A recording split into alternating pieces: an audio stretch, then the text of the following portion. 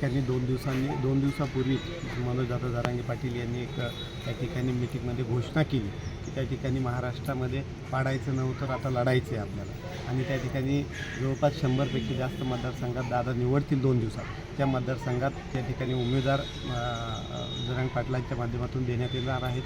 ती घोषणा झाल्यानंतर आपण सुद्धा आपल्या समर्थकाबरोबर आपल्या जवळच्या लोकांबरोबर चर्चा केली पाहिजे। या अनुषंगाने आज आम्ही या ठिकाणी बसलो होतो, चर्चा केली, सर्वांशी बातचीत केली। सर्वांचा एक सूर आला की बाबा दादा ज्या प्रकारे निस्वार्थीपणे समाजासाठी मागण्या लावत आहे, त्या मागण्याचं पाहता आपण सुद्धा त्या ठिकाणी उमेदवारीसाठी तिथूनच हट्ट धरला पाहिजे किंवा मागणी केली पाहिजे। मागणी तर मी यापूर्वीच केलेली आहे, परंतु आता मनोजदादा जो निर्णय घेतील त्या निर्णयाशी मी सहमत राहील। मला दिली तर मी एक चांगला उमेदवार म्हणून, सक्षम उमेदवार म्हणून बीडच्या विकासासाठी काम करत, त्याचबरोबर ज्या मराठा आरक्षणाच्या चळवळीचे जे प्रलंबित प्रश्न आहेत त्या समाजासाठी सुद्धा काम करेल, इतर समाजासाठी सुद्धा त्या ठिकाणी हिरारीने प्रयत्न करेल। तो मराठा समन्वयक तुमच्या बरोबर नाहीत असं पाहायला मिळतं। मराठा क्रांती मोर्चात कुठं फूट पडली का एकंदरीतच?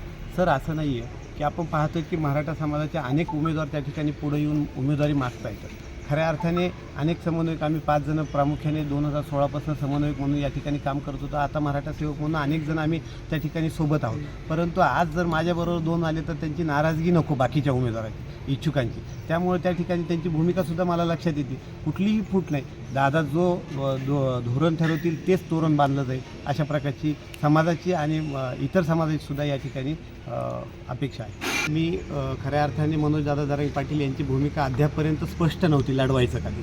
त्यामुळं आपल्या विचाराचं कुठला पक्ष आहे, आपल्या विचाराचं सरकार कुठलं येऊ शकतं, या दृष्टीने पुरोगामी विचाराच्या अनुषंगाने मी त्या ठिकाणी आदरणीय शरद पवार साहेब यांना भेटलो, त्या ठिकाणी मुलाखत देखील दिली।